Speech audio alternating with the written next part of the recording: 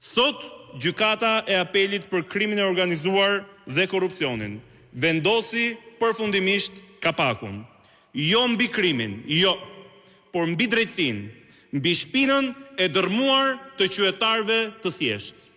Drejtuesit e bashkisë, përveç njërit, dolën nga salla jo si të penduar, por të larë, po si u rrëzuan edhe dënimet simbolike të shkallës së parë. As burg, as kthim parash, as edhe një përgjegjësi. Një dosje e varrosur me ceremoni nga një drejtësi që sot prodhoi një kukull fajësie, në fakt një alqibllako të dytë, që i varën të gjithë peshën e një grabitjeje kolektive.